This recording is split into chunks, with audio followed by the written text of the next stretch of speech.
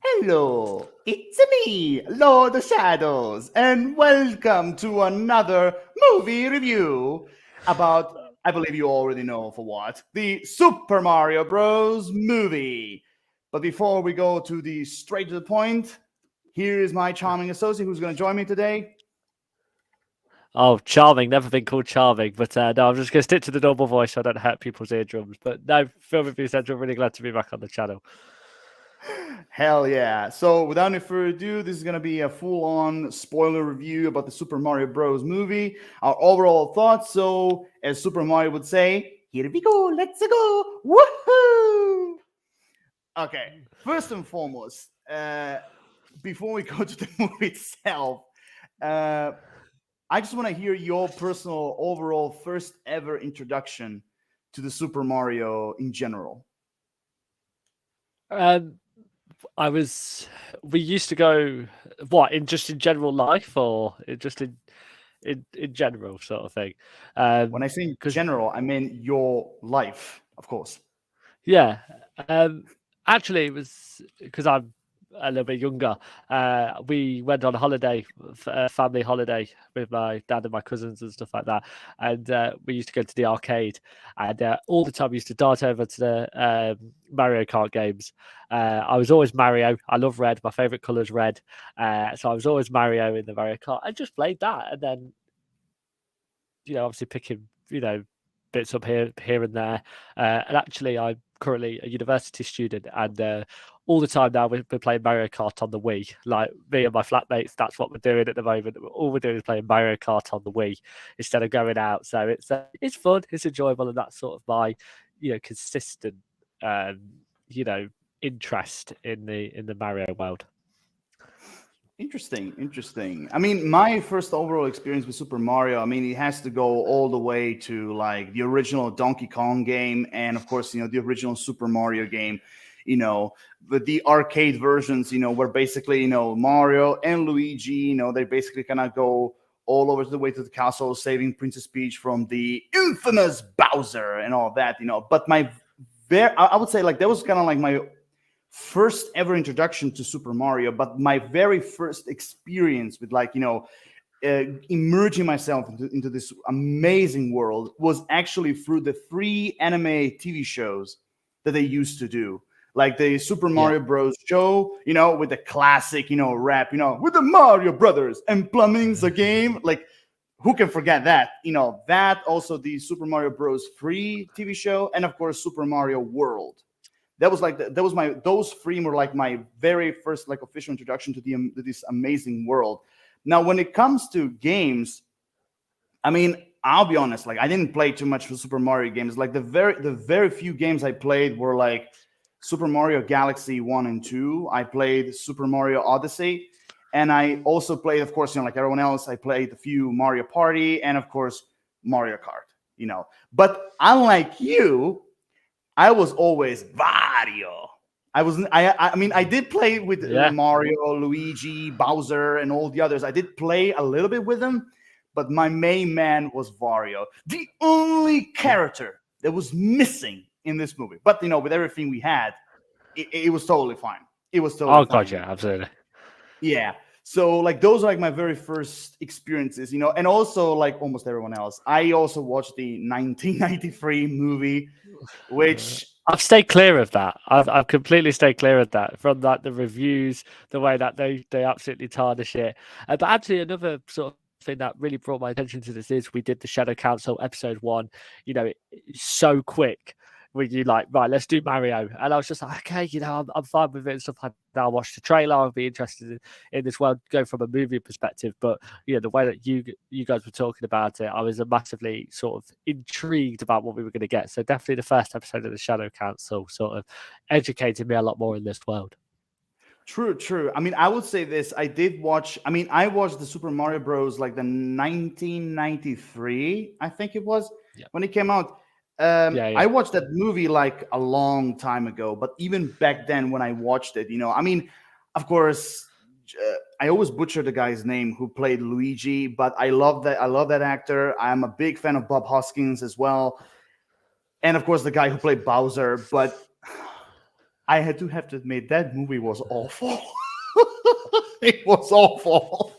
Oh my god! Like, Uh, I mean, it was just simply awful. Like, I mean, I have to admit, even though I never like to admit when a movie is awful because I always try to give them a chance. yeah, Try of to course. find something positive. But I do have to admit that movie was awful. Yeah, It was you could absolute not find a bollocks. positive. Yeah, and you have to remember, since that movie, Nintendo, like, they never ever want to do anything when it comes to animation or TV or movies until now. Like, until Yeah, now, when more definitely. precisely when it was actually announced, because they were afraid. They were actually afraid, like, like, oh my god, we cannot have the same, screw up, like just we had with this movie, So, but I'm happy to say that even if when it was announced it was Illumination, I was completely fine. But I have to like be honest and happy to report that Super Mario Bros. Movie, this one, not the 1993 one, God forbid. Be careful. Uh, Yeah, be careful. yeah, I'm happy to report, third time's the charm, that this movie absolutely delivered on all levels, from animation to Easter eggs. Oh my god, the fucking Easter eggs! This movie is like it has like over 100 Easter eggs. Like, I mean, from the music, the background, the mentions, the characters, like, oh my god, over 100 Easter eggs. I know how much you catched, but I think like I catched like I think over 60 of them. I think I catched like when I was watching the movie. I watched the movie twice. The second one just for the Easter eggs because there was a lot I missed. But overall, everything they delivered, I thought like my very first impression, I would say it was a super fun time at the theater. I loved it. I really think Nintendo delivered with this one. What do you think? I'm not as positive with you about as you about it. I think we might get into some interesting discussions. Obviously, you're talking from a fan of it, but I think Nintendo were being very, very cautious. I didn't think they wanted to, really maximize their sort of massive project to their big character, and obviously lead to a disappointment, as you said. I think the movie massively was built upon the shoulders of Detective Pikachu and Sonic, the last two Sonic movies, because they're video game characters. There seems to be um, an appeal and a target audience for them. But I just thought using this in animation completely and utterly, you know, utilizes this world to the full capacity. It's so hard, especially nowadays, to create live action stuff, making sure that these things seem realistic and it looks right. But Mario is a movie, Mario is a character in this world, should absolutely be part of animation, and you could just tell by the poster, you could tell by the trailer that animation style really captivates in this world. It was a fun time. I had a really lot of fun with it. The comedy was there, the Easter eggs were there. You could just tell it was Nintendo was all over the movie. I'm pleased that Nintendo was part of it, and Illumination are a Oh yeah. developing animated company. They've done some really, really great stuff in the past. So I think it was the right company to go hand in hand. I mean, you could tell that Nintendo were all over it, and I think it just brought that balance. You've got certainly in the screening that I was in, there was different age groups. You could bring really young kids to it. You could bring the older fans who grew up with this world, wanted to see it. That's nice to see an animated movie with that massive audience, and I'm sure we'll talk about the critics and the audience score on Rotten Tomatoes, how different that is. But also, it's a movie for fans. It's a movie for fans rather than this massively critically successful, you know, change the game movie. It's not. It's for the fans, and I think people lose that perspective of if a critic gives it a bad score, it's a bad movie. That's not how it works. Look at the audience score. Look at the audience reviews. If you're a fan, go and watch it. A lot of people did. I totally agree. I mean, when it comes to the overall story wise, I have a lot to say, but we're not gonna go right into it. I just want to right now. I just want to get rid of one thing, which is absolutely obvious, and you mentioned a few seconds ago. The animation is pure gold. So many details, the movements, the facial expressions, the way how the characters were designed. Oh my god.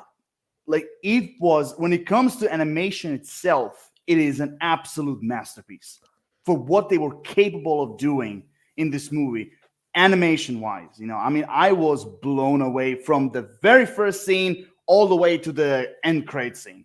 Like, I was blown away for what they're capable of doing. And I applaud Illumination and the entire crew who worked behind the scenes. I mean, like, well done. Absolutely well done when it comes to the overall animation.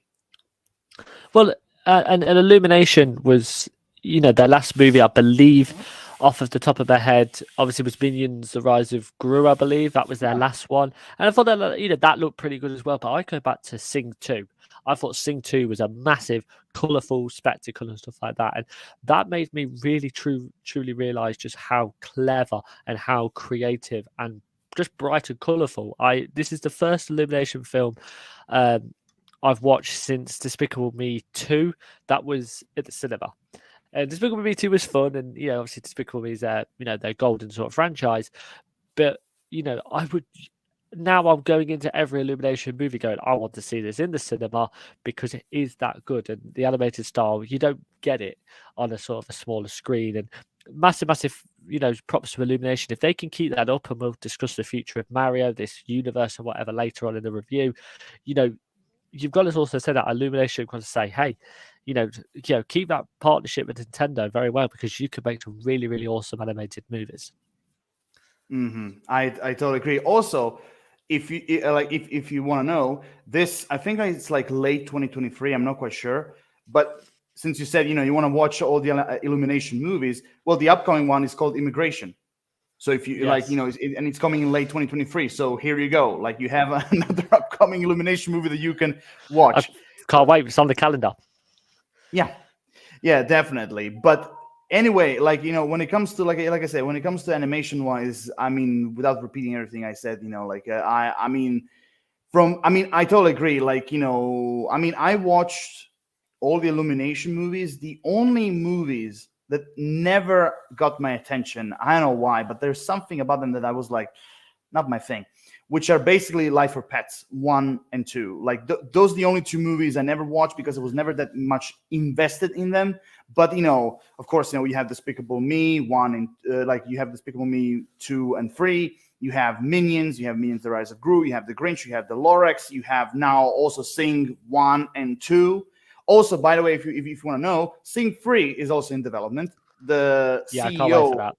Oh, me too. I hope it's the same director, and I hope he does an incredible job, just like he did with the first one and the second.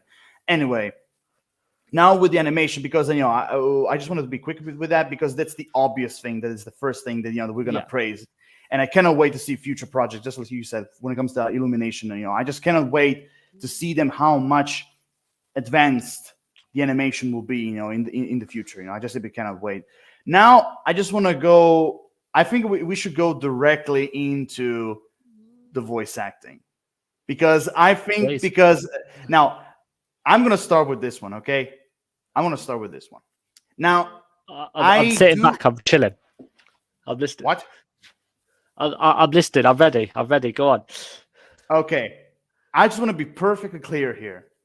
Now, I do agree that, voice actors, they should get more jobs, and also like getting A-list actors sometimes, it's just, for the marketing.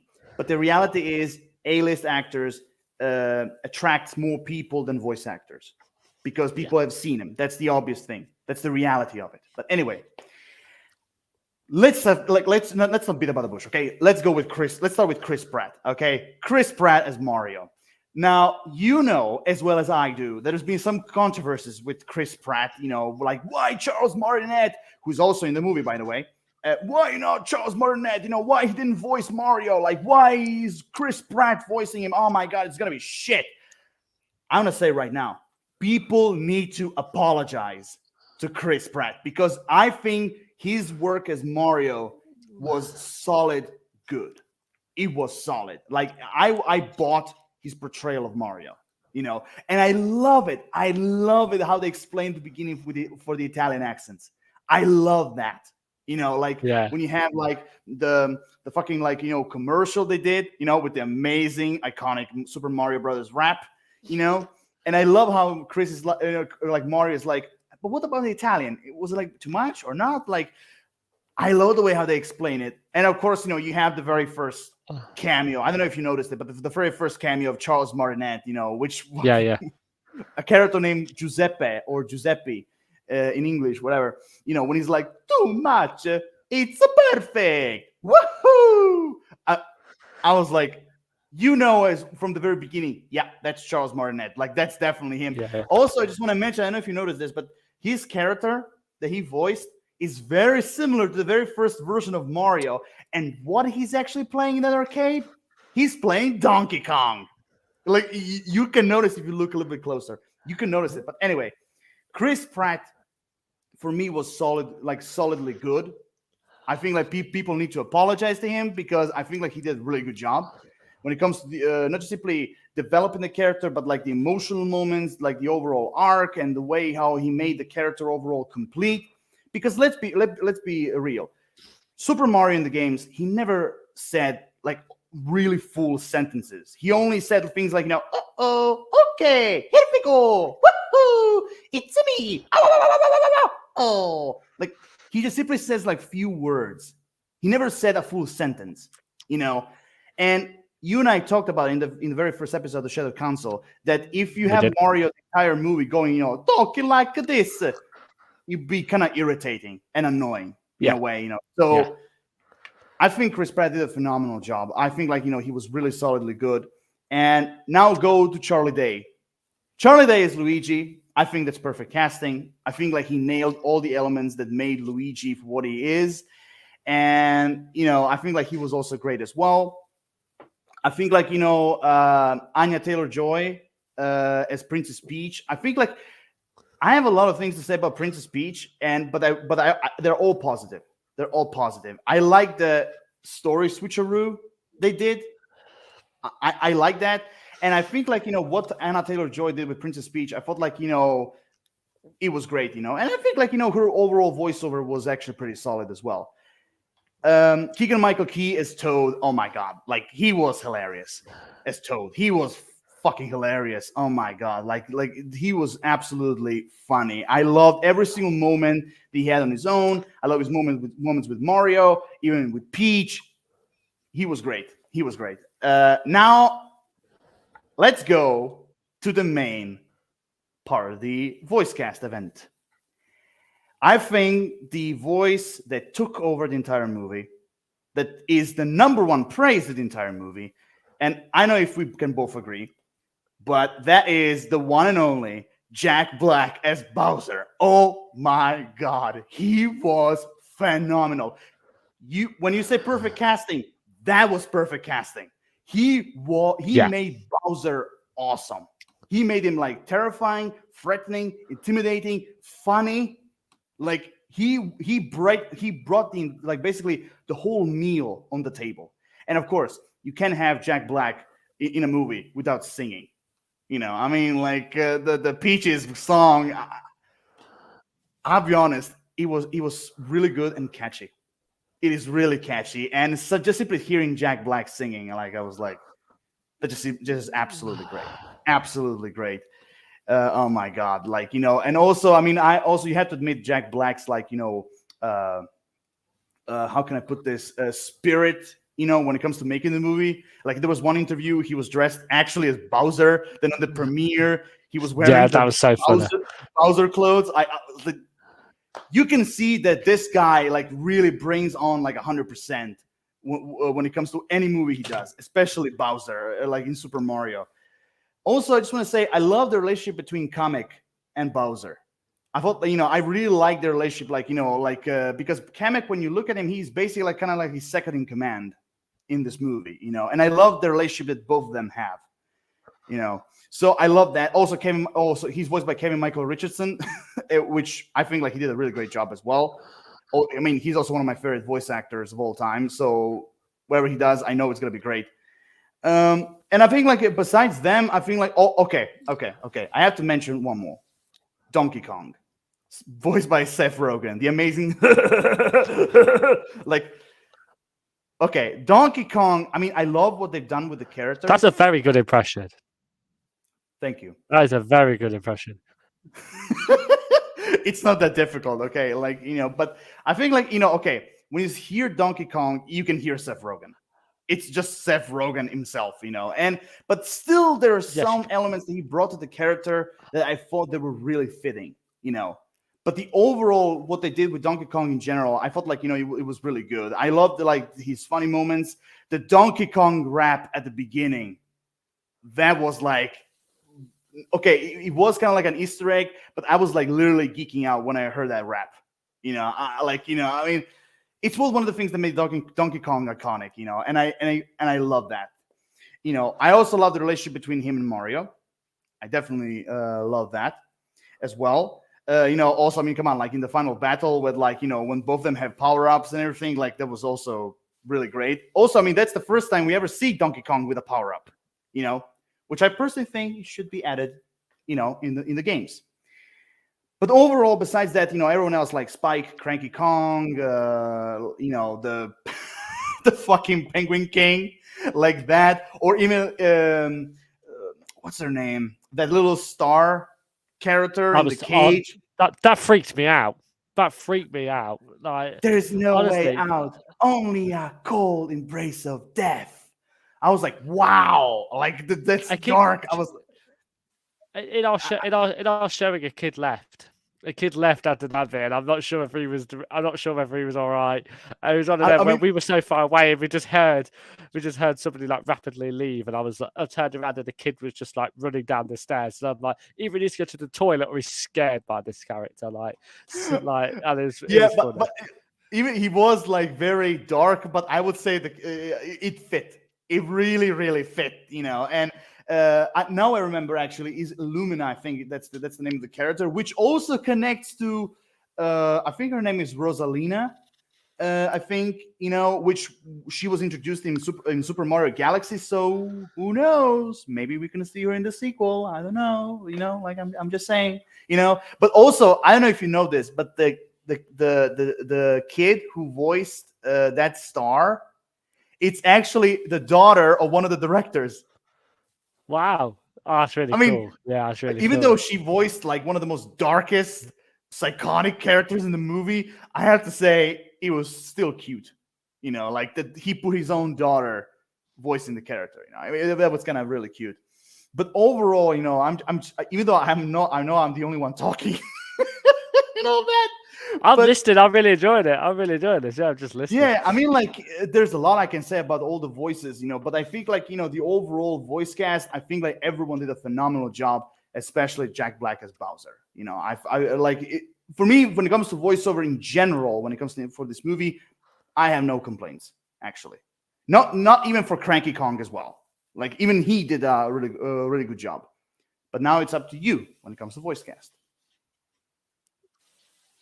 Thank you. I'll start with Chris Pratt because I think it's the most suitable to start off with. You said about people apologising. I absolutely agree with you. Even when people were making them sort of disagreements, I know we spoke about it on the Shadow Council, and my opinion, still remains the same. Is that when we got that little teaser trailer, I think it was a week after we did that show that the official trailer came out, so it's quite funny. But we could have left it 1 week. But I know that teaser trailer happened. And he only said a couple of lines, and I thought he sounded pretty good. Like, and everybody was just jumping on the bandwagon, but nobody in their reviews has said Chris Pratt's voice. Nobody's mentioned it. They've all mentioned it and said that it's not been massively blew up. Like you said, he's a big name, of course. He's done a few voice work as well in Onward and then the Lego movie, so he's got that sort of experience behind him. So like I said, I thought it was really great. I had no issue with it. That was the one thing I went into the movie thinking, let's see whether it's as bad as probably people will make out, because I'm sure people will say told you it's going to be bad. No mention, no bother at all. Charlie Day I thought was really good. I thought he played Luigi's character really well. Just obviously the character development of Luigi fit Charlie Day in terms of the personality and the way he brought it. So I thought, Charlie Day's a really good actor as well. Obviously he took a bit of a comedic step back in this one, where Charlie Day always seems to enforce the jokes when he was sort of the butt of the joke. But a different role, and he played that really well. Annie Taylor-Joy's Princess Princess Peach, I think she's a great actress, and it's really nice to see actually her having fun, just having fun with a role. Obviously she's been in some very dark stuff over the past few years. The Menu was in my top 10 of last year. I love that film, and she was really great in that. Yep. So it's great to see her do something lighthearted and fun. I mean, Seth Rogen. I mean, if you listen to I rewatched the Kung Fu Panda movies because they are what a fantastic trilogy their movies are, and it's the bit when Poe falls down the stairs and Mantis has that line, and he laughs, and like Seth Rogen, I think he must say, just don't edit my voice, please, people, remain it's me. He's got the laugh in there, iconic, and Donkey Kong I thought was a great character. I think they were pushing. You could really tell it was like push Donkey Kong because we might be making a movie out of him. Like you could just tell, especially at that end, it was almost sort of like having him with Mario, then helping him at the end. That was all great. That all really worked in the movie, but you could just tell him went push him, just sort of push him to the forefront of it. Pair off that style. I thought that was really great. I thought that worked. But I mean, you can speak about all of Keegan-Michael Kay actually is Toad. He's done a lot of really great animated work, and his character fit in with the style. He was a supporting character. He supported this this world. I did think the challenge that Mario had to do, and he was spending all night doing it, which I thought was actually really, really cool. And then like Toad was like, "I'm coming with you." She was like, "Okay." And it was just that. It was the funny, nice bits to see. I did personally think he did drop off, particularly in that final act. You probably did think he was, he had a bit of a place. He had a place, but not as much as personally you would have liked to see. But I mean, Jack Black as Bowser just takes over. Absolutely fantastic. I didn't like the singing as much as everybody else does, but it's just like I was just like. I know it was one of them where you just think like, would that have been in there if another actor who can't sing would be in it? Or like, I don't know. It was fun. Apparently that song as well, Peaches, is eligible for Best Original Song in the Oscars. Yep. I'm not sure whether you saw that. And just a quick funny story for the viewers actually.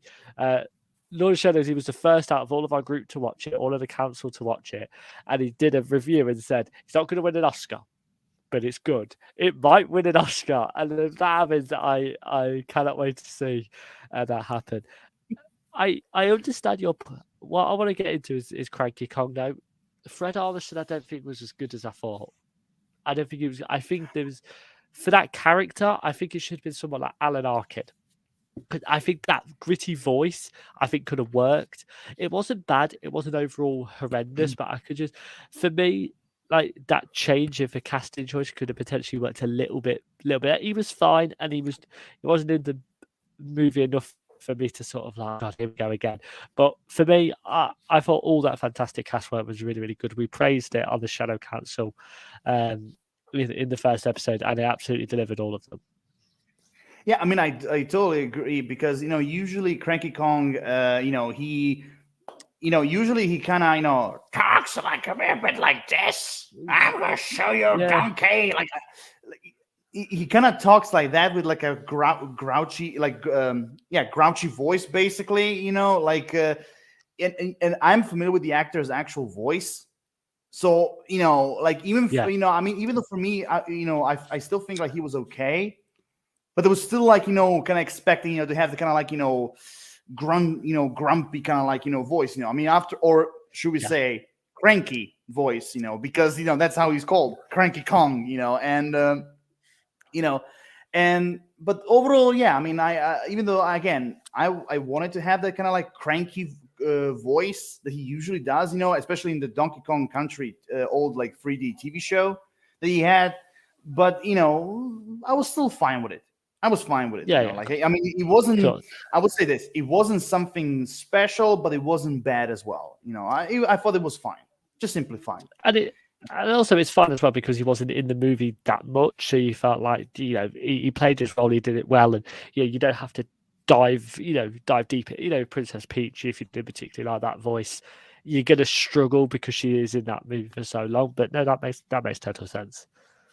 Yeah. So before we go to the deep dive into the characters overall, I just want to start with one thing because I can definitely see some crybaby boys who would say, "What have you done with Princess Peach? Woke, woke, woke, woke." I can definitely see some people actually going that direction. But I can tell you, I will say this with all the respect to the guy who created Mario. But if you have to blame somebody, blame Miyamoto because that's exactly what he wanted. He wanted to Yeah. make Princess Peach, because he did say in one interview, I've listened to the interview a few times. He did say that at first she started as a damsel in distress. She first started that, but then later on, he wanted to develop her character to be not just to be playable, but to be an actual character, And he actually even said it that he was actually pushing it when they did this movie that she's, a strong princess, basically, like We we strong, wise, and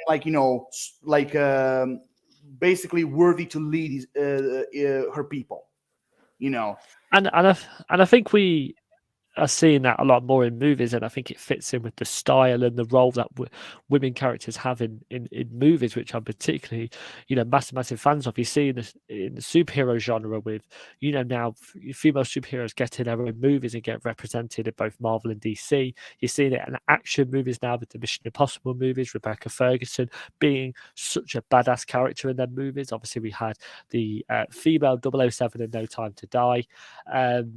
You know, it's characters like that and progressions like that in movies. It's a massive representation, especially in a kids movie as well.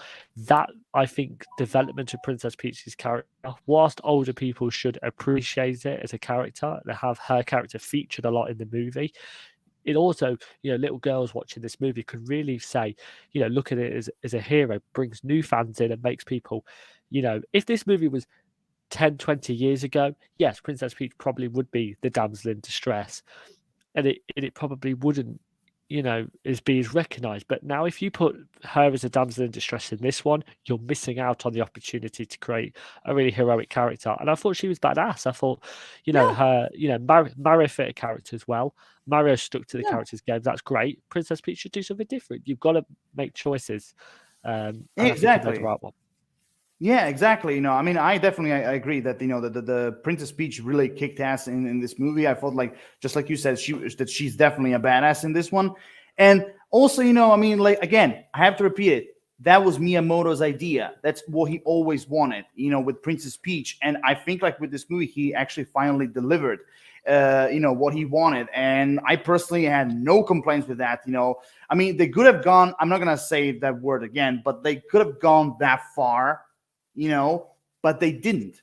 They used her character progression really well in a very tactical, strategic way, and I really like that. And also, I mean, I also like the relationship that she and Mario had. I mean, there is some elements in it that you can kind of see them as a couple and all that, but like, they didn't just push it too much. They just simply just give you like few elements, few ideas, like, there's it could be something there. Who knows? Which is definitely, I'm also okay with that. But the one thing also, I just want to mention one quick thing, which also kind of connects to Charles Martinet as well, because he doesn't Yeah. he doesn't only voice that Giuseppe character in the movie, at the beginning. He also voices Luigi and Mario's father. And I have to say, like, that was such a really cute another character for him to voice. Like basically, he's kind of basically like the Papa Mario, basically. He's Papa Mario, and I love that. Also, I just want to mention this as well because that was never explored in the video games at all. Only a little bit in the animated shows, just a little bit. But I loved everything that connects with Brooklyn. I loved I love the Super Mario and Luigi's family. I loved their relationship with them, the overall world building, and also I love the way how they pushed, how they both end up in the Mushroom Kingdom. Well, Mario end up in the Mushroom Kingdom, and of course Luigi end up in Bowser's kingdom, that. But I loved everything about the real world, what they put in it, and of course. I do have to also mention, one of the things that I love about this movie is the brotherhood between Luigi and Mario. I love that, and I mean, some people I know that some people have been complaining that Luigi was a little bit sidelined, especially I'm one of after them. they end up. Yeah, I'm one of them. Yeah. Okay, but okay. The debate can now begin. Thank you. Like, but but basically, think about it. Okay, like they showed you at the beginning, what they wanted to show you, their brotherhood, that they're strong together, basically their personalities, like Super Mario, like Super Mario doesn't, he's a guy who never gives up, he always tries to defend his brother. Luigi, is the same thing, but a little bit more coward. But also you have to realize, that, which is one thing that I was mentioning before, and you mentioned it as well. They switched that role of the damsel in distress thing, which now Luigi is the one that is captured, and Peach and Toad and Mario, they have to go on and save him, which is, in a way, I understand why he was sidelined in the middle. But in the end, it got that payoff. With like Luigi and Mario together, like fighting Bowser with a superstar, together. I felt like, so with everything, everyone saying he was sidelined, I'm telling you, the payday was at the very end of the movie, because I think like, what they did was absolutely amazing. And that's why personally, I never had any complaints, even though I knew that Luigi was a bit sidelined, but that for me was no problem at all. No problem at all. Yeah, I really like Luigi's character, and I like what I think won me over was that beginning. I another sort of thing I wanted to bring. I would have probably preferred this movie to be about 10, 15 minutes longer, and just explore potentially more things that you could do in the Mushroom Kingdom. So I do think possibly that progression, but I really liked that we started off in Brooklyn and then we moved into that, because I just think that was a really great opportunity to see their brotherhood. And I was watching the movie, I just thought they're going to stick. Obviously, I knew they didn't stick together from the trailers, but I did think personally, I thought the way that they introduced them, the way they brought them up, I think they could have done that, and I think it would have worked. The only thing that I think could have enhanced Luigi's role a bit more is if they made Princess Peach the damsel in distress, so it was Mario, Luigi, and Toad going to save them. So they made the choice. I stand by my choice that they made the right one, as she said, because I think it enhanced Princess Peach's role, and I think she could have had more significance than Luigi being there. And obviously, it fit within the context of the story. But for me, I thought it was a really, great brotherhood journey between Mario and Luigi, sticking together.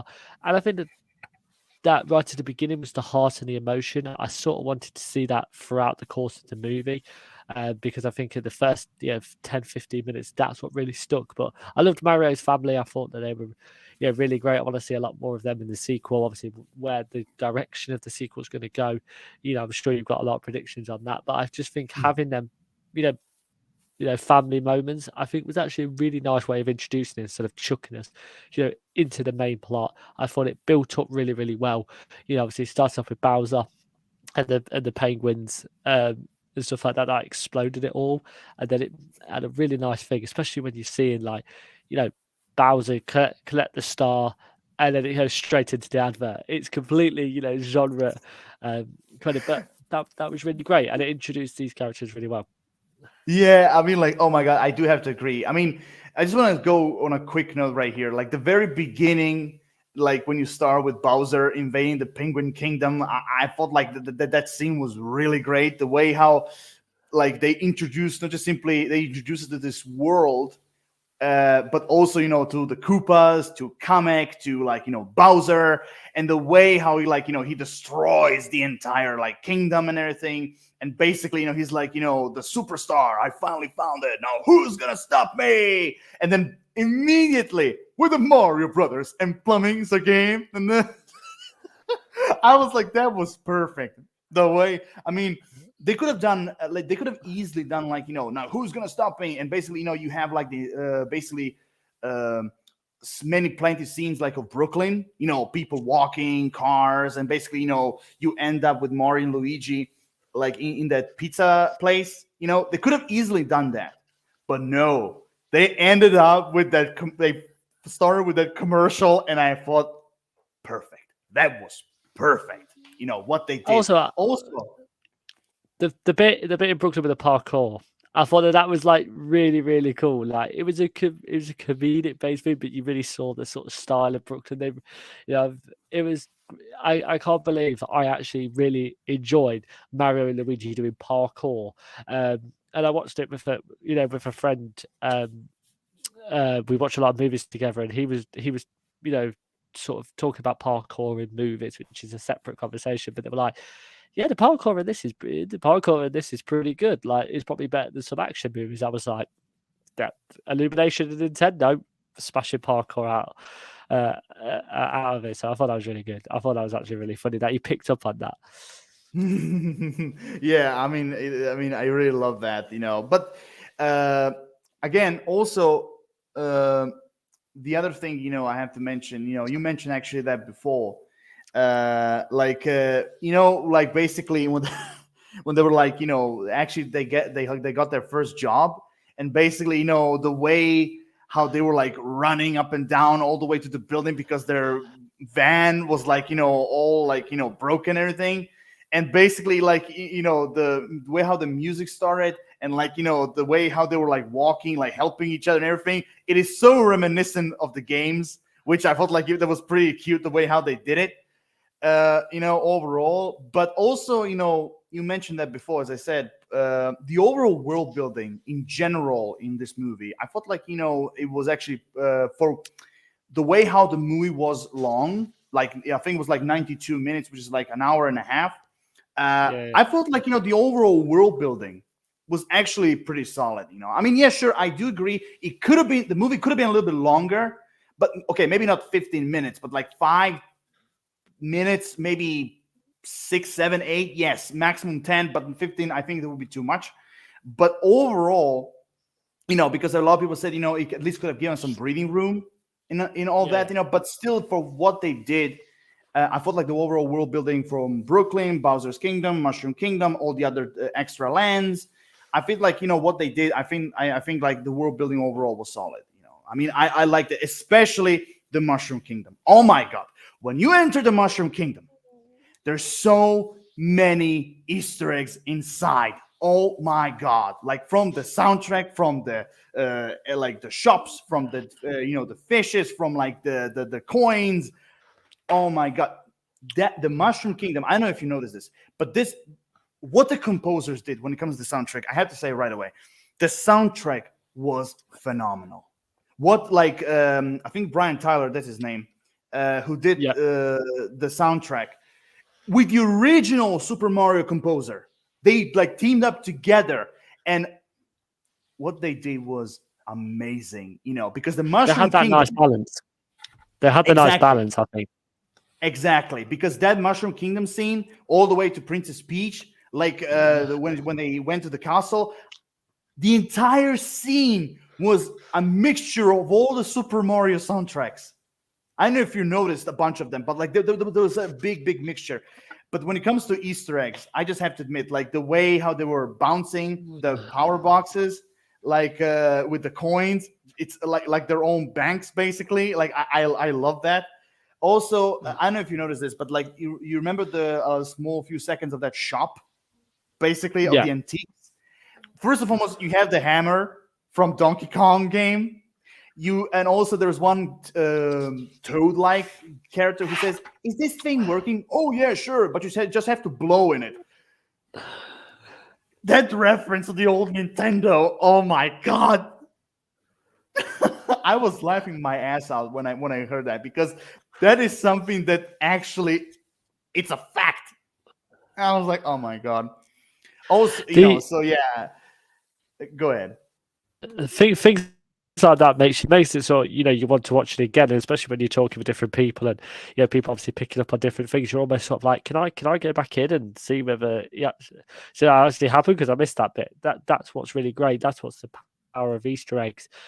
A lot of people did say, how many Easter eggs have they left for the sequel. I think you could leave so much more, because I just think it was not just all about Mario, stuff like that, things like you said on Nintendo and stuff like that. You could really tell that Nintendo was all over it. If you didn't know, you knew by the end of it. And that's what I thought was really cool, is that, they've definitely respected and appreciated it, and they also knew exactly what target audience they were going to go for. We mentioned it earlier about the critics. If you're a critic going into this movie and you know nothing about this and you're reviewing it as a movie, then bits would be a little bit like, that doesn't make sense. That doesn't make sense. That's not significant to it. And you miss out on that. You miss out on that, and it's for fandom. It's for people, that really does appreciate this world, because ultimately that's who you're making it for. And like we said, Nintendo's been hesitant. It's the best way they could have done it is to put in there the amount of Easter eggs that they did. And like you said, I think there was over 100. You can't go and feel like you've go into it and say, I noticed all of them, because you do miss certain things. And that's what the great thing is that Exactly. rewatch it and then exactly what you're missing out on. Exactly, and also I just have to say a few more things before we go to the main event. Like, first and foremost, I just want to applaud, and I really love that moment when you have that flashback with, like, baby Mario and baby Luigi, which is again another reference to the games. I love that moment, where like they were like at this, I think it was like a park, I think, or a playground, and basically, like there was this bully, like going up against. Yeah, playground. It was like, you have this bully, like, destroying the castle, sand castle that Luigi made, and basically Mario is there to save the day and everything. Like, I love the little moment they had, like when they were like really, really small children, and I love the designs are still the same as from the games. I love that as well.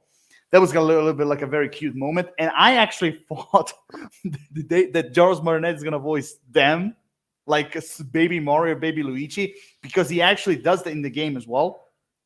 I thought like he's gonna do that, but no. But even still, like that was a very, really cool moment. And I also have to say, like before we go to the, as I said, the main event, I also want to talk about like a little bit more of all the characters. Like I want to talk about two things before we go to the main event. Let's put it that way. Like I want to talk a little bit about Bowser, because we did mention Jack Black and all of that, but I think, like, personally, I know there's gonna be some people that they're gonna say, they made Bowser a joke, but honestly, he's not that different from the games, because that's exactly what he does. Like, he wants to conquer the Mushroom Kingdom alongside everything else, and he kidnaps Princess Peach. And that little detail, by the way, I just want to say, when he was talking to his army and he says, I'm gonna marry Princess Peach, and everyone's like, yeah, what? Like, I love that scene so much, and I love the little like scene where one of the Koopas says, but what if she refuses? And basically he breathes fire and he turns him into a dry bone. Like, I love that moment as well. But honestly, like, I think like his obsession with Princess Peach, being in love and everything, I think like it makes the character even way more interesting and way more compelling as a villain, And again, it didn't go. They sort of give it personality. They sort of give Bowser a bit of personality and a bit of a different role and different context within it. I wasn't the biggest fan of it. I wasn't a big fan of it, but I understand it, because I think the perception is with villains is that that's who they are. They are, they're fighting for who they are, but they're big, they're scary, and that's it. If you had that, you would have lost that sort of likability with Bowser and sort of that ability that, understanding. I think of a lot of villains are like, well, we don't understand why you're doing it, but we understand you've got to be the opposite of the hero. And it's one of them where you just feel like, having that sort of intrigue. Could they potentially have had Bowser in a different way? Yes. But would you have them memorable moments, like I said, with the Peaches song? If you took that out of the movie, do you lose that sort of like, memorable moment with a lot of people who, really like and really enjoy? Maybe, but for me, I think it made sense. But again, I would, potentially put in, this character as just a big, bad, scary thing. I think could also worked as well, because it links, very, very well to, how this world can work, and also how sort of fantasy animated, kids focused films as as well, because kids will just resonate and go, "You're good, you're bad," we don't want you to win, we want you to win. That could also have worked as well. So it's one of the things where, even though I didn't like it as much, I also understand and appreciate it because it gave us a more compelling villain rather than just big bad scary. Yeah, and also the overall like entire like wedding scene, with the iconic, of course, King Bowser's like outfit, wedding outfit, from the games, which is another part of the Easter eggs that I really geeked out when I saw it, especially the hat when he was like role playing, with comic how to marry Peach, which was again so funny. But I want that as a Funko Pop. I want that as a yeah, Funko Pop exactly. with his wedding outfit. Yes, exactly. But also, I love the wedding overall. Like, I mean, I don't know if you noticed this. Like, you have like two characters appearing in his on his wedding. Like, one of them is King Boo, who's also plays a big part in Luigi's Mansion, and also you have King Babum, who is, if you know this, the big bomb with the mustache. I thought it was cool. Also, I love the. Also, I love the way how Princess Peach basically killed him when he exploded. I love that. But overall, like that was great. Also, as I said, when I was looking at the obsession, the first thing kind of came to my mind when I've seen like Bowser's obsession with Princess Peach. The first thing that came to my mind was basically like Gaston and Belle from Beauty and the Beast. That because it has like a similar formula, basically, the obsession and everything, but Gaston did that, because he wants to be the man, he wants to marry the most beautiful woman in the village. But Bowser, he wants to do it, because that way he can conquer and rule the Mushroom Kingdom. And I loved, like, he stole the superstar because of, as a present, basically, with this, you and I can rule the world, or in this case, her kingdom. I love that.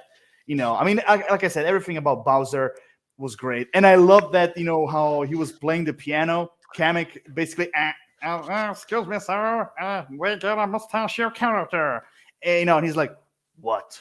And then basically he's like trying to say like, oh, she's with a mustachio character, Princess Peach. He's like, like, he's like pissed off, and I love that. Come, sit next to me. I love that when they were both playing the piano, and then you have like the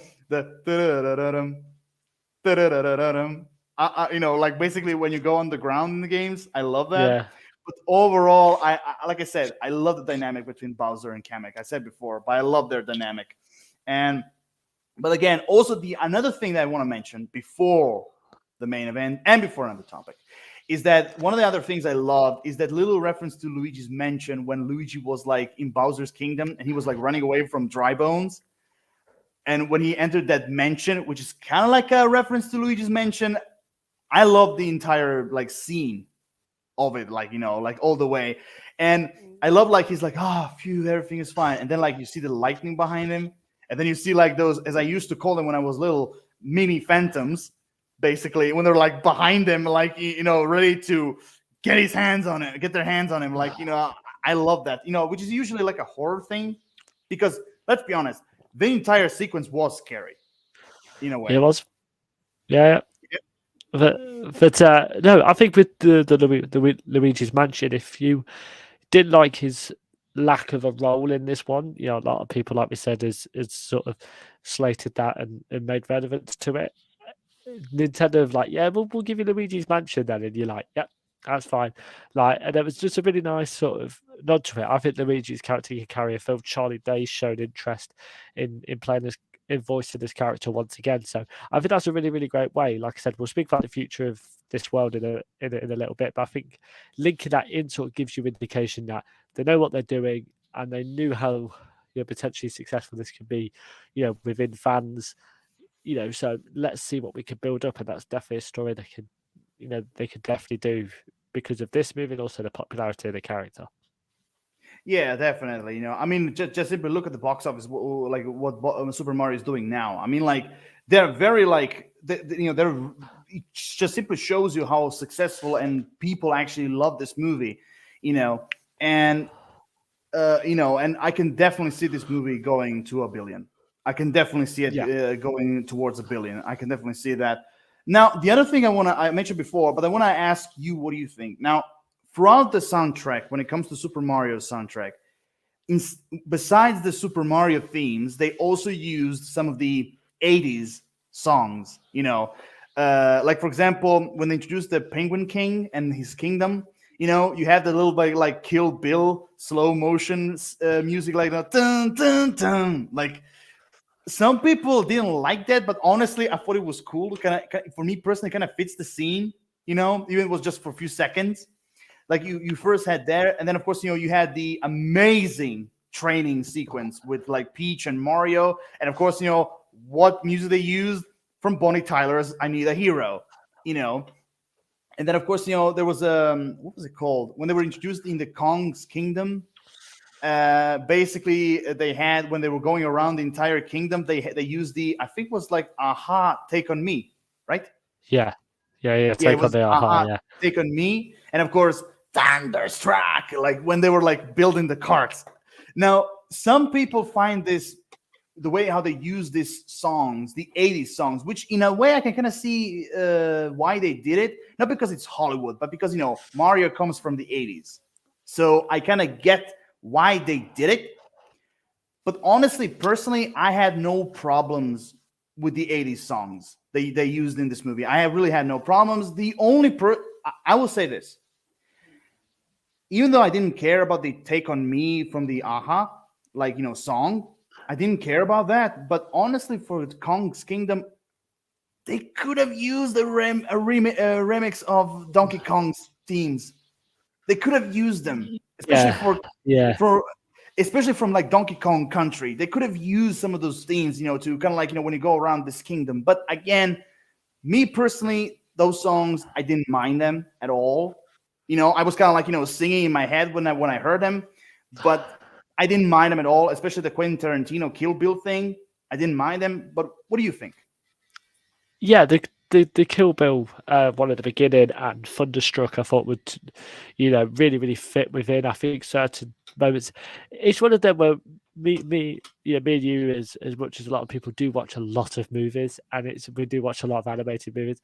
It does feel a little bit repetition. Like, oh, okay, this song's in in another animated movie. It's in another sort of.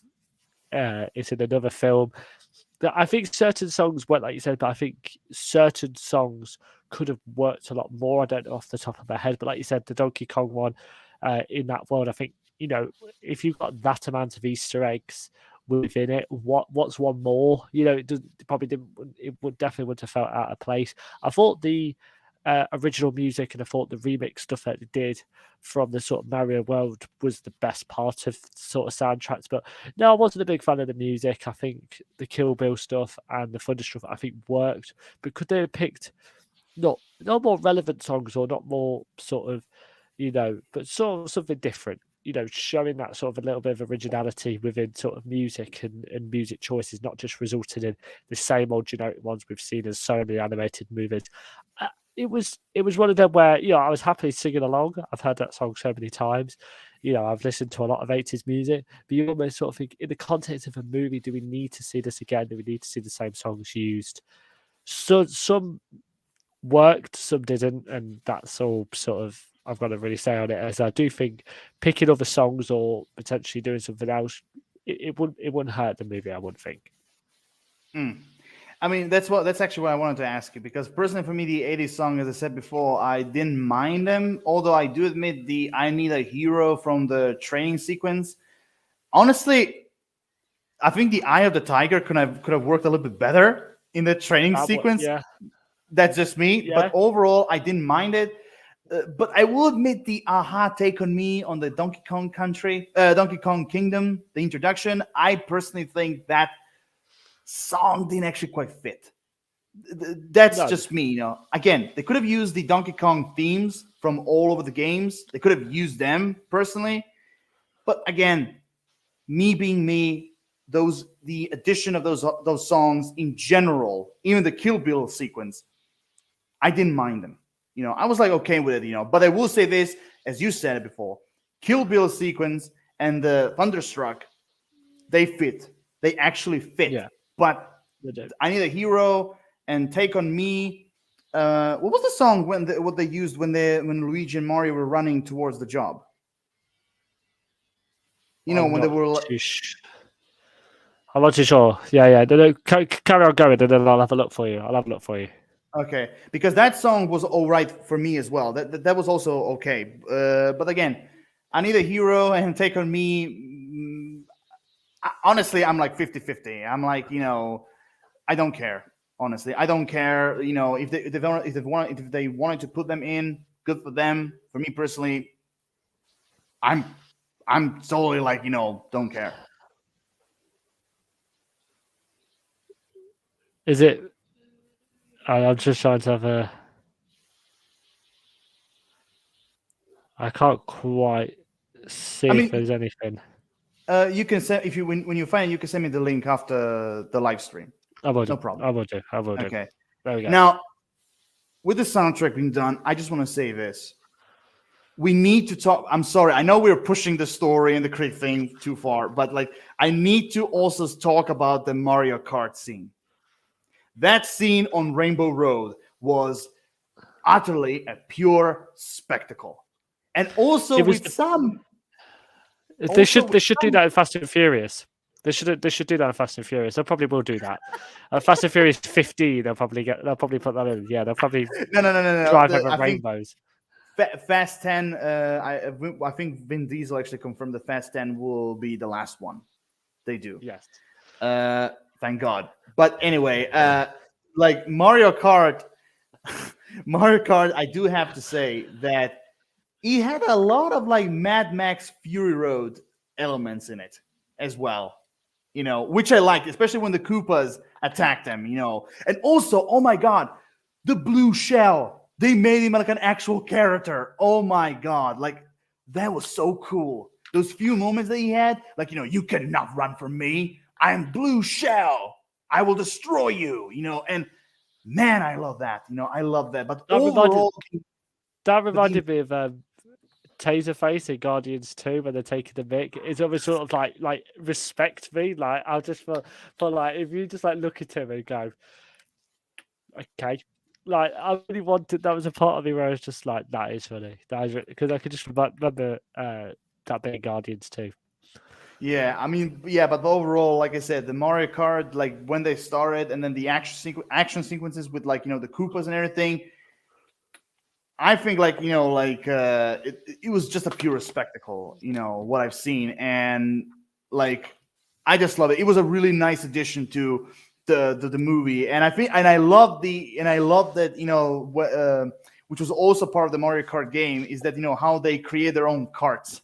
I love that sequence as well, especially when you have that ape who's like, over there. He's the one constructing the carts, and he's like, putting the glasses on. He's like, like, oh, right. Show me what you want, and I'm going to make the carts. Oh my God, the vehicle that Toad made, I was laughing my ass out. The kind of vehicle he made. God. They set that up perfectly. Yeah, like, perfectly. Because it was just a little bit like, you got the bike, that's the Mario Kart, that makes sense. And then he's just there, and it just reminded me of like a rapper just there, like, what are you gonna? You can't moan at me for that. But that was really funny. Totally. Oh my God. Yeah, but now let's go to which, of course, you've been waiting for, since we started, which is the critic story-wise thing. I've been there. I've been ready. I've been ready to talk about it. Okay. Personally, okay, I could say a lot of things because I have a full list of like foul things I could say right now, but I will spare you and everyone else from it. But I will only say this. No problem. But I will say only this. The critics with this movie proved my point, which is they don't know how to have fun. They like that. That's the reason why, first and foremost, the IMDb, Rotten Tomatoes, and all the others, like main critics, like websites, I don't give a shit about it. Okay, the only thing I care is my opinion. What they think, I don't care. The only thing on Rotten Tomatoes that always interests me was the audience score. And of course, you can see audience score is way bigger than the critics, because and I think like that's the most important thing, not what the critics think, but what the audience think. Because if the audience score, basically, let's just put it that way, if the audience score is big, that not only it will make the movie successful and profitable, but also they're the ones who kind of push the future of any movies or franchises that you started, basically. I think like the audience score is the most important, not the critic one. And also story wise, I'll be honest here, when I first like a day before I went to see the first time Super Mario Bros. Movie, even when I saw the trailers, I never expected a deep story. I expected honestly, I was expecting the story for being basic, because look at the Super Mario games. They don't have a deep, complicated story, I mean, the critics, the way how they think like, every movie should be like, I don't know, The Sopranos, Godfather, Casino, Lord of the Rings, or like Titanic, Avatar, like, they think, we need to have deeper, complicated, moral stories with a very important life lesson. And honestly, I want to say this: fuck that shit. Like you don't need to have a storyline like that all the time. You can have a basic story, because I will tell you, a lot of people, they're saying there is no story. I will tell you this: bullshit. There is a story, but you're only saying that because you're always used to have like this long, deeper, emotional, complicated stories, basically, instead of like just a simple, basic story that you can just simply, that is easy to follow and have a super fun time. Because that's basically what I got from the story. Exactly what I wanted: a basic story that you can easily follow. Super fun time, because that's basically what it is. I mean, people are saying there is no story. There is a story. I mean, like, Bowser got the star. He wants to conquer the kingdoms. Alongside marrying Princess Peach, Mario and Luigi end up in this new world. Luigi ends up with the Bowser's kingdom, and now Mario, Peach, and Toad unite to save Luigi. Period. There you go. A story. What else do you need? I mean, I don't know. Like, I mean, they just simply don't know. They just simply don't know how to have fun. I don't know. Like, and also, I mean, like, when you're criticizing something, do a bit of research. If you never played a Super Mario game, do a bit of research. Thank you. I think it's like you said, it was a basic story, but it's a story. It's not. We're not coming on here and saying it's basic. I think, like you said perfectly, is that films now, how many people go in and enjoy movies? I enjoy movies by having that critical eye, because we do what we do. Me and you do that. But also, what's the difference between all of us is that, especially for us, is that we're reviewers. I claim myself, I claim that me and you are movie reviewers. We're not paid movie reviewers. We're not follow the pack, follow the crowd. Potentially other critics are like that. And look, you could get paid if you want to, but also you've got to have that sense of realism and sense of ideas. I think ultimately, in terms of the genres it's part of, the animated films now have got so story, so deep plot based. You've seen that. I mean, I said Lightyear, right? Lightyear wasn't a big fan. I'll just use this as an example. Wasn't a big fan of the movie. I thought it was okay, but that's Buzz Lightyear, who is one of the most beloved characters, comes from one of the the best, if not the best, animated movie, the most significant animated movie. That was supposed to be fun. I'm watching that, exactly. And I think it's the most sci-fi based animated movie from Pixar that there ever was. Pixar prioritized itself on really great animations and emotional story, but it was such a sci-fi serious movie where you go, hang on a minute, like, is this really attracting it?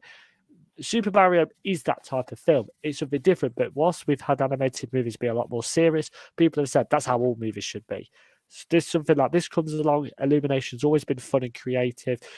People have appreciated the Despicable Me movies. How can you appreciate the Minion movies? I'm not as big as a Minion fan as a lot of people, only because they're silly and fun. That got really great scores. Why are we basing this? You're supposed to do it for fans. It was made for fans. You could just have that Nintendo were all over it. Yes, if Nintendo weren't part of it and Illumination were part of it, could have gone a different way. But unfortunately, it wasn't. It is what it is. Like I said, like you said, it might not win an Oscar.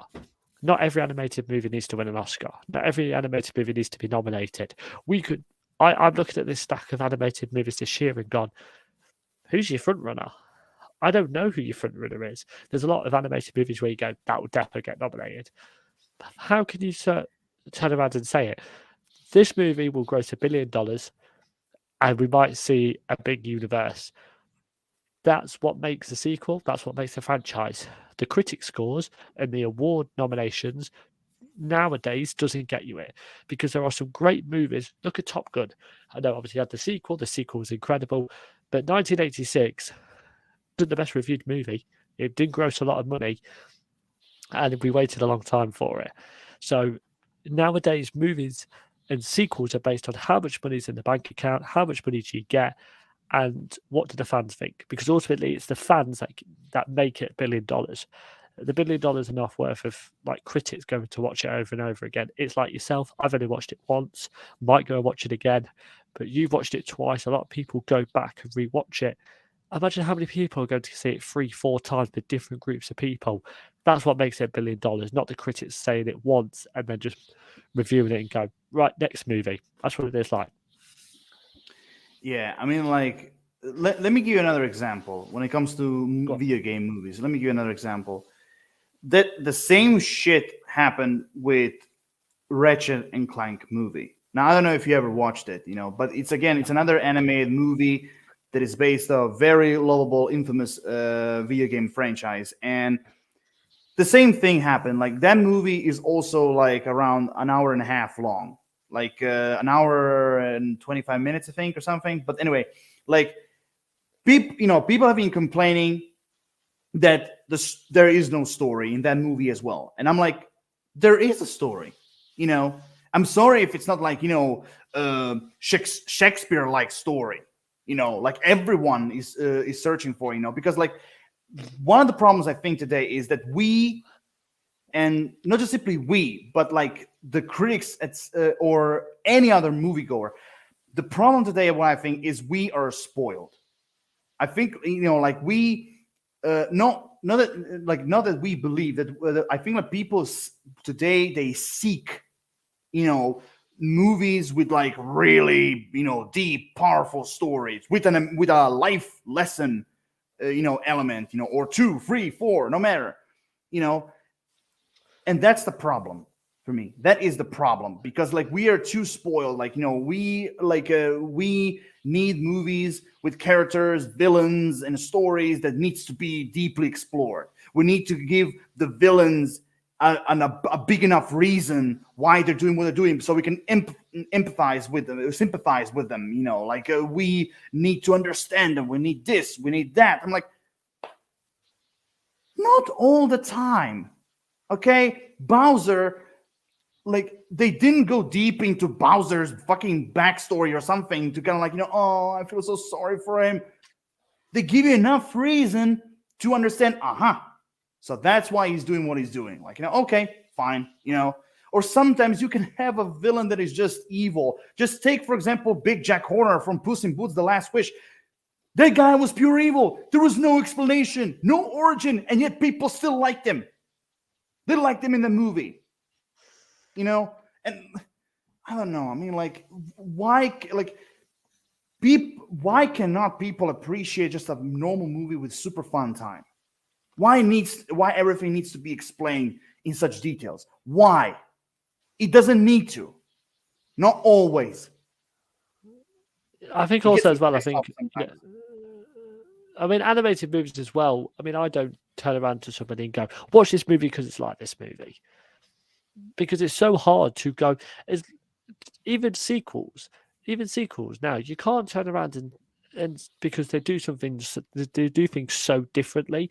I don't ever go, watch this movie because it is like another movie that I know you like. You could do it in genres because genres do find that sort of stereotypical thing and that comparisons and make sort of similar story decisions. But I won't go and say, right, you watch Mario, you go in, you watch Mario. If you like Mario, go and watch Monsters Inc. Because they are not the same. They are not the same movie. Even though they are in the animated genre, it's not the same. So I never go, watch this movie if you're going to, and if you like it, watch this other movie. Because people take massive decisions. If this movie came out a couple of years ago, or maybe like 5-10 years ago, where stories, bad characters were bad characters, good guys were good, and that's it. It might get a better critic score, but Nintendo come in and they work on it. At the end of the day, they appreciated Detective Pikachu. They appreciated the first two Sonics. What's so against Mario? What the thing that's missing for them? No story. There is a story, and it's because they have simplified it. They've made it very, they've linked it very much to the games, and they've not took on that massive responsibility of being this, massively serious, drawn out, character based animated movie that we have seen. But a lot of people have not appreciated that. So go back to the other style, you might be able to appreciate it. Yeah, I totally agree. Take a look at let me give you a few movies that are just an example as a super fun time, because like I said, I love a deep story, movie as much as the next guy, but sometimes I just want to have a super fun time at the theater. That's all I'm asking a lot of times, like take for example, let's take for example, Ratchet and Clank, Sonic 1 and 2, because they have simple stories, not complicated stories. They have simple stories. Ratchet and Clank, Sonic 1 and 2, Dungeons and Dragons, Honor Among Thieves, even I will go as far as say Cocaine Bear, even that, or even let me see, what else? Okay. Shazam, Fury of the Gods, for example. Like those are all movies that, they're not as deep as people think, but like they're a super fun time in the theater. And that's most of the time, that's all I'm asking. Super fun time, Same thing goes with Super Mario Bros. Like it's a super fun time. And that's my biggest problem. That I think like today people, and especially critics, they don't know how to have fun. Everything needs to be on, like, again, as I said before, Shakespeare level. I think, just to comment on, I agree with the other movies. The only one is Shazam Fury of the Gods. I wasn't a big fan of that, mainly because I think also because they are so different in terms of, between the Super Marios and Shazam. I think Shazam also had that added responsibility of sort of telling you, this is it now. These movies are going to conclude, and then we're going to move in with James Gunn's vision. But then also they sort of got that glimmer of hope that Shazam will be back. It didn't match up for me, but I agree with obviously the Sonic choices. I agree with Dungeons and Dragons. Dungeons and Dragons was a great time, and I went in with the limited knowledge, the same way that I went in with this limited knowledge of Mario. I really enjoyed Dungeons and Dragons, but even I will tell you a quick story. We obviously the month of March has been crazy for movies. Last month was crazy. We had Shazam, John Wick, Dungeons and Dragons. I watched John Wick, this crazy movie, and then the next day I was just I watched my TV shows and stuff like that. I went and then I watched Percy Jackson. I watched the first Percy Jackson movie. Now that is not the best movie, but it was so nice to just watch a movie, and I was a big fan of Percy Jackson growing up. I really enjoyed that world. I enjoyed the whole mythology.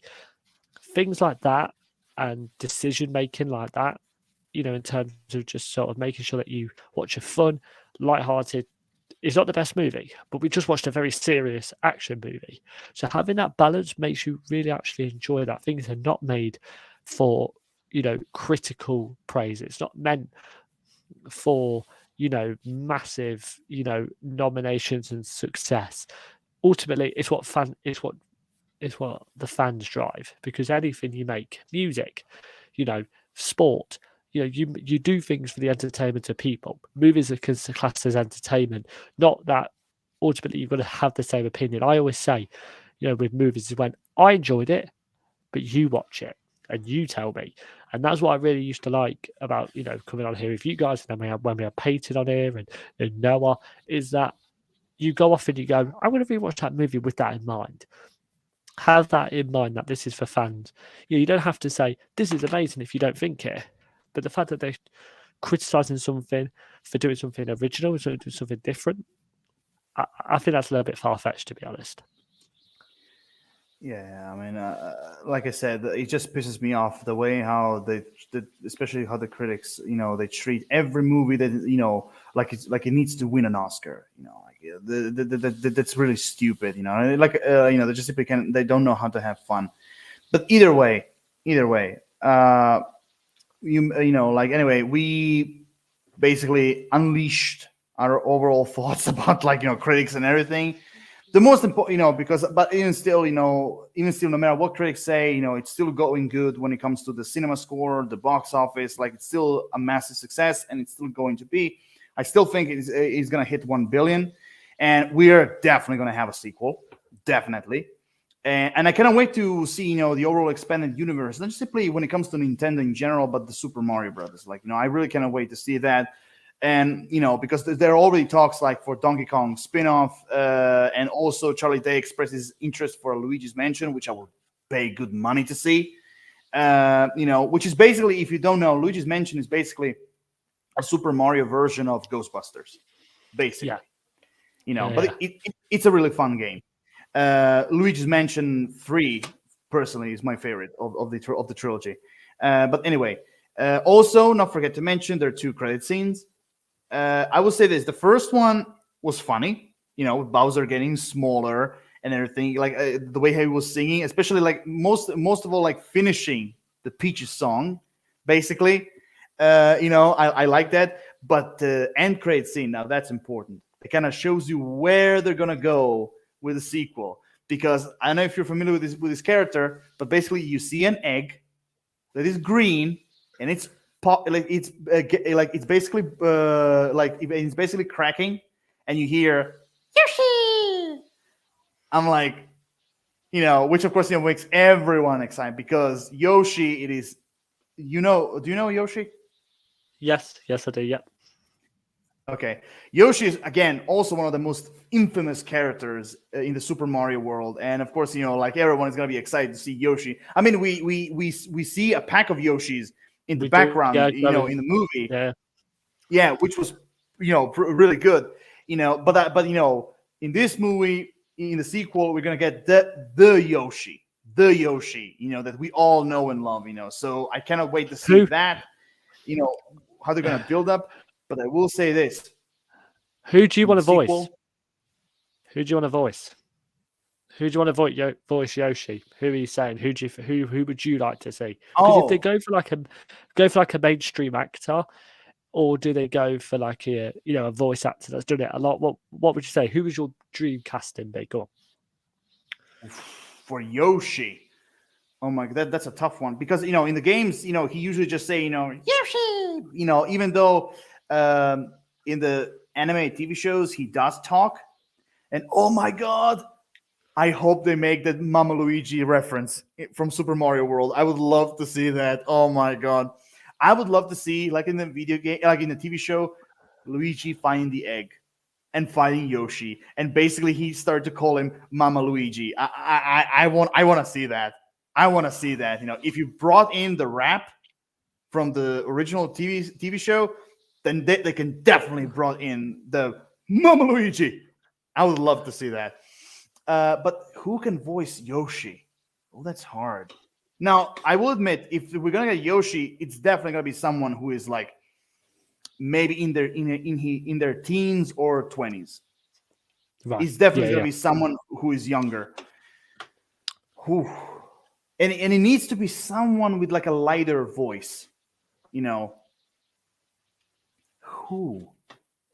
That's a tough one for Yoshi. You know, I mean, that's really a tough one. I don't know. I mean, if I get an idea, I will let you know, because so far right now Yeah. I don't know who I can get to voice Yoshi. But I will say A lot of this: people. in the sequel, now that Bowser is out for now, I want to see as the next main villain. I want to see Wario. I want to see my man Wario brought into the game.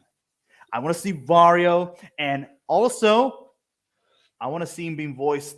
Jack Black gave his wish, but I want to see him being. I want to see Wario being voiced by Danny DeVito.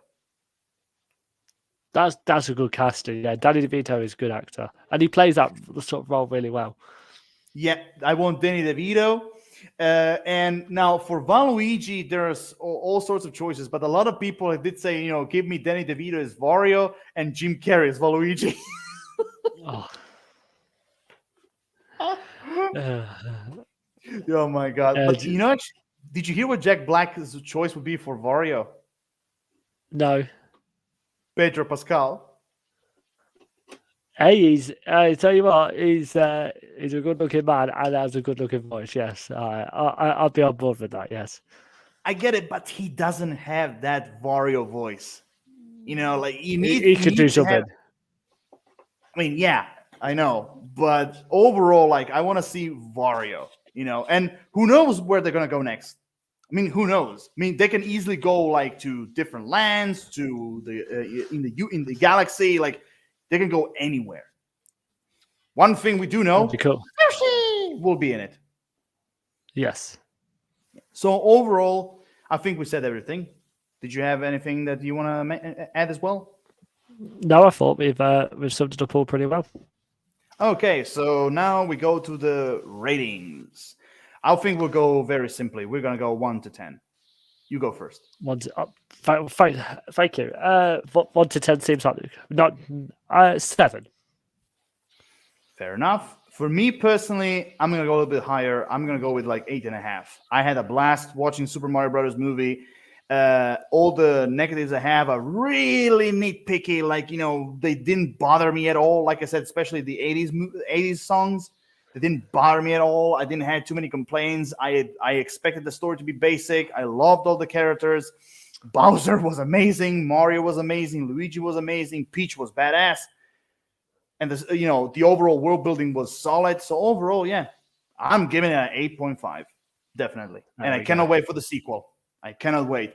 But I will say this before we finish.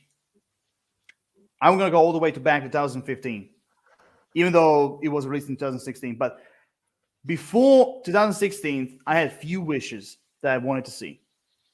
One, I wished for a Ratchet and Clank movie, anime movie, and I got that in 2016. When I saw it the first time, I was so happy to finally going to see a Ratchet and Clank anime movie. Then also, I wanted to see Sonic being done on the big screen. We got that. We got Sonic 1. We got Sonic 2. They were both amazing. I mean, we might get Sonic 3. And the Knuckles. Oh, yeah, definitely. In 2024. And the Knuckles TV. And a Knuckles TV show. Yes. Exactly. I love that. We're getting a Knuckles TV show. We're going to get Sonic 3 as well. So that wish also for me came true. Even though I was happy for Detective Pikachu, but it wasn't actually on my wish list. But I will say this, and then of course one of the wishes was Super Mario Brothers, and of course I got that, and I was happily satisfied. Now I'm looking at you, PlayStation. I know you create a studio for your IP games to make TV shows and movies. I know that. They made Uncharted. Exactly. And they're planning to do God of War. I'm looking at you, PlayStation. Give me an animated Crash Bandicoot movie.